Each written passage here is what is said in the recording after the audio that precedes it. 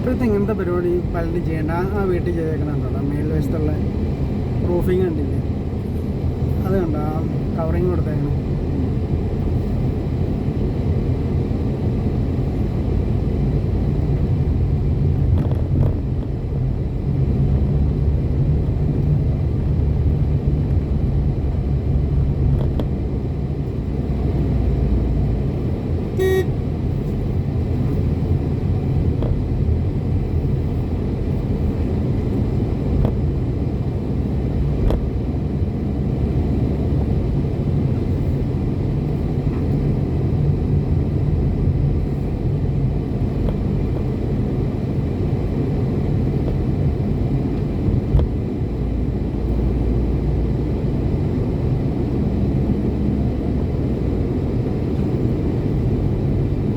വഴി അറിയാമോ എവിടെ കെട്ടി ചെയ്യേണ്ടതെന്നൊക്കെ? ഇവിടെ ഈ ബോർഡുകൾ കണ്ടില്ലേ? പുതിയ വീടാണല്ലോ അവിടെ പണിയുന്നത്. വീടാണോ അതെയോ? വീടാണോ അല്ലേ? വീടാണോ അല്ലേ? ഇവിടെ വേറെ പെരുന്നാളുണ്ടോ? ഇവിടെ വേറെ പെരുന്നാളുണ്ടോ അറിയില്ല. അപ്പോൾ കണ്ടില്ലേ കുറേ കുരിശും ലൈറ്റൊക്കെ ഇട്ടത് പ്രതീക്ഷണം ചിലപ്പോൾ കാണായിരിക്കും. ഈ ആഴ്ച മറ്റേ ഇത് കാണില്ല, ഈ ഗ്രിഗോറിയസാദയുടെ പെരുന്നാൾ മെയ്. ചില ഗ്രിഗോറിയൻ കാലണ്ടർ ഫോളോ ചെയ്തവരൊക്കെ ഏപ്രിൽ 20 അതൊരു 2 കലണ്ടറുണ്ട്. അതിലിപ്പോൾ ചില പള്ളികളിൽ ജോർജിയൻ ഗ്രിഗോറിയൻ കാലണ്ടർ, ചിലതിൽ മറ്റേ വേറൊരു കലണ്ടറുണ്ട്. പിന്നെ ജൂലിയൻ കലണ്ടർ. ഏതോ 2 കലണ്ടറുണ്ട്. ജൂലിയസ് സീസറിൻ്റെ മറ്റേത് ഗ്രിഗോറിയൻ. അപ്പോൾ ഈ 2 കലണ്ടറുകളിൽ അനുസരിച്ച് 14 ദിവസത്തെ വ്യത്യാസമുണ്ട്. അതുകൊണ്ട് ചില സ്ഥലത്ത് ഇപ്പോൾ കങ്കരപ്പടി പള്ളിയിൽ ഏപ്രിൽ 21 അല്ലായിരുന്നു ഗ്രിഗോറിയസാദയുടെ. കൂത്തുപള്ളിയിൽ മെയ് 6-7. പഴയ ഇത് ഫോളോ ചെയ്യണോടത്തൊക്കെ 6-7. പഴയ ക്രിസ്മസ് ഡേറ്റ് ശരിക്കും ജനുവരി 7 ആണെന്നാണ്. ഇപ്പോൾ ഇപ്പോഴും റഷ്യ അങ്ങനെ ഈസ്റ്റേൺ യൂറോപ്പിലെ കുറേ രാജ്യങ്ങളിൽ ക്രിസ്മസ് ജനുവരി 7. പഴയ ഇത് അങ്ങനെയാണെന്ന് പറഞ്ഞു, ജനുവരി 7 ആണെന്ന് പറഞ്ഞു ക്രിസ്മസ്. പിന്നെ ആ കലണ്ടറിൽ വന്ന വ്യത്യാസത്തിലാണ് ഡിസംബർ 25 ആയെന്നാണ്.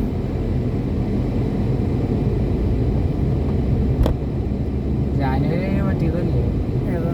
ധനഹ. അതിപ്പോൾ നേരത്തെ ക്രിസ്മസ് അങ്ങനെയായിരുന്നു പഴയ കലണ്ടർ അനുസരിച്ച്. അപ്പോൾ ലോകം മുഴുവൻ അത് ഡിസംബറിലേക്ക് മാറ്റിയത് പോപ്പാണ് 25-ലേക്ക്. ഡിസംബർ പോപ്പാണത്. അപ്പോൾ ആ പോപ്പ് മാറ്റിയത് മറ്റുള്ളവർ അക്സെപ്റ്റ് ചെയ്തു, മറ്റേ ക്രിസ്ത്യൻ ചർച്ചസ്. അപ്പോൾ അങ്ങനെയാണ് ഡിസംബർ 25 ആക്കിയത്.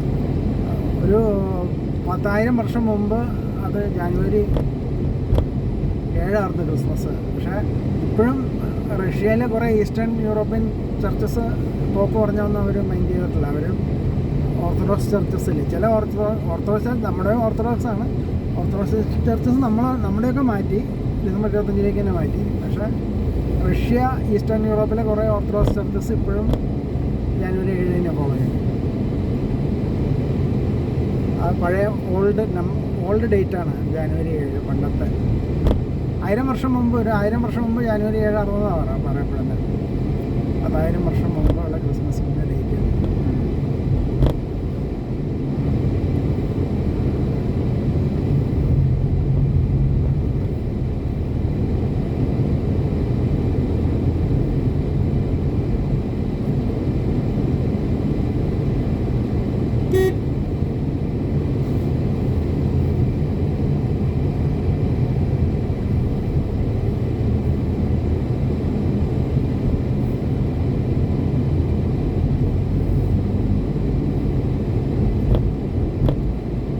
പല സ്ഥലത്തും ഈ വീട്ടിലൊക്കെ ഇതുണ്ടല്ല, സോളാർ വെച്ചിരുന്നുണ്ടോ?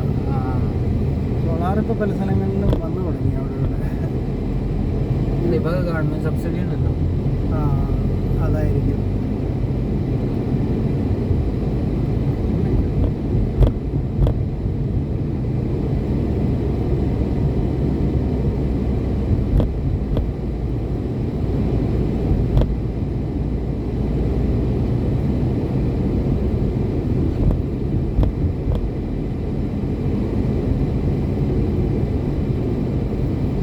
കാറിൽ പോകുമ്പോൾ ചെറിയ കട്ടറോ നമ്മൾ അറിയില്ല അല്ലേ? ഈ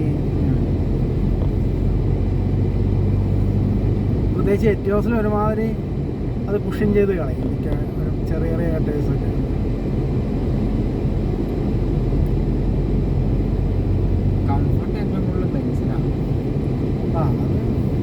ജർമ്മൻ വണ്ടികൾക്ക് പൊതുവെ കംഫർട്ട് കൂടുതലല്ല. ബെൻസ്, ഓഡി, BMW അതൊക്കെ കുറച്ചും കൂടെ ഡ്രൈവേഴ്സ് ഇതാണ്. ഓഡി ബെൻസിൻ്റെ തന്നെ കംഫർട്ട് ഉണ്ടെന്നാണ്. ബെൻസിന് ഏറ്റവും GLS അല്ല, മറ്റേ ഓഡിക്ക് സെയിം കംഫർട്ട് ഉണ്ടെന്നാണ്. ഓഡി, BMW പിന്നെ കുറച്ചും കൂടി ഡ്രൈവേഴ്സ് കാറാണ്. കംഫർട്ട് ബെൻസിൻ്റെ ആയിരിക്കില്ല കൂടുതൽ. BMW M2 ഭയങ്കര പിന്നെ ജാഗ്വാർ ഇല്ലേ, ജാഗ്വാറിനൊക്കെ കംഫർട്ട് അത്ര ഇതല്ല, കംഫർട്ടൊക്കെ എത്ര തന്നെ ഉണ്ടെന്നാണ്. അത്രയില്ല. പിന്നെ വോൾവോ ഇല്ലേ, വോൾവോയും അത് സേഫ്റ്റി ഭയങ്കര കൂടുതലല്ലേ വണ്ടിക്ക്. വോൾവോ സേഫ്റ്റി 5 സ്റ്റാർ റേറ്റിംഗ് കണ്ടില്ലേ സേഫ്റ്റിയിൽ. 5 സ്റ്റാർ അല്ല, ഏറ്റവും കൂടുതൽ ഹയസ്റ്റ് റേറ്റിംഗ് ഉള്ള Volvo XC90 safest car in the world എന്നാണ് ഇതാണ് വോൾവോ XC90. അതിനകത്ത് ഏതൊരു പുള്ളിയുടെ വണ്ടി 4 സൈഡിൽ നിന്ന് ഒരു ട്രക്കും വന്നിടിച്ചു, അങ്ങനെയൊക്കെ ഇടിച്ചിട്ടും പുള്ളിക്കൊന്നും പറ്റിയില്ല. വണ്ടി ഇതായിപ്പോയി, പുള്ളിക്കൊന്നും പറ്റിയില്ല. അത്രയ്ക്ക് സേഫാണ് വണ്ടി. ഈ വണ്ടി നല്ലതാണോ നമ്മുടെ റേഞ്ച് റോവറാ കംഫർട്ട്. റേഞ്ച് റോവറാണോ? അപ്പോൾ ഏത് വണ്ടി ഉദ്ദേശിച്ചത്? റേഞ്ച് റോവർ പക്ഷേ ഇതല്ലേ അത് ലാൻഡ് റോവറൊക്കെ SUV അല്ലേ. റേഞ്ച് റോവർ നല്ല കംഫർട്ടാണ്, അപ്പോൾ ട്രാവൽ ചെയ്തിട്ടുണ്ട്. റേഞ്ച് റോവറിൻ്റെ കംഫർട്ട് ഇതിനുണ്ട്, GLS-നുണ്ട്. മേബാക്ക് റേഞ്ച് റോവറിൽ ഞാൻ ഗൾഫിൽ വെച്ച് ഒരാളുടെ വണ്ടി എനിക്കൊരു ലിഫ്റ്റ് തന്ന ഒരാൾ പള്ളിയിലേക്ക് പോകുന്നതായിട്ട്. പുള്ളി പള്ളിയിട്ടാണ് പോകണ വഴി ചോദിച്ചു. അപ്പോൾ ഞാൻ പറഞ്ഞു ഞാനും പള്ളിയിട്ടാണ്, അത് കയറിക്കോളാൻ പറഞ്ഞു. അങ്ങനെ ഒരാൾ ലിഫ്റ്റ് തന്നു. അത്ര വണ്ടിയാണ് range rover sports. Range rover sports എന്ന് പറഞ്ഞാൽ സ്പോർട്ട് നല്ല വണ്ടിയാണ്, വലിയ വണ്ടിയാണ്. അവിടെ കിട്ടണമെങ്കിൽ അന്നത്തെ കാലത്തുള്ള വലിയ വണ്ടികളിലുള്ളതാണ്. ഞാൻ ചോദിച്ചു അപ്പോൾ പുള്ളി ഏതാണ്ട് IT കമ്പനിയുടെ ഏതാണ്ട് CEO വലിയ പോസ്റ്റാണ്, മാനേജിംഗ് ഡയറക്ടർ GMO അങ്ങനെ ഏതാണ്ട് ഇതാണ്. IT ഫീൽഡാണെന്ന് പറഞ്ഞു ബേസിക്കലി.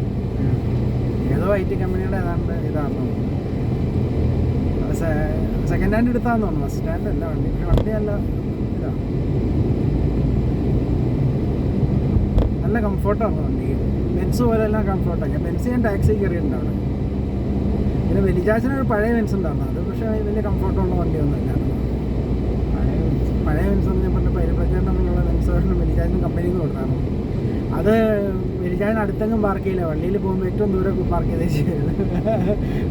ബെൻസുള്ളത് ആ ബെൻസാന്ന് പറഞ്ഞിട്ട് പഴയ മോഡൽ ബെൻസ്. അത് വലിയ മറ്റേ ലാൻഡ് ക്രൂസറൊക്കെ കമ്പനി, ലാൻഡ് ക്രൂസറൊക്കെ ആണെങ്കിൽ വെലിജാച്ചൻ പള്ളിയുടെ ഏറ്റവും ഫ്രണ്ടിലെ എല്ലാവരും കൊണ്ടുവന്ന് പാർക്ക് ലാൻഡ് ക്രൂസർ ഉണ്ടായിരുന്നു വെലിജാച്ചൻ.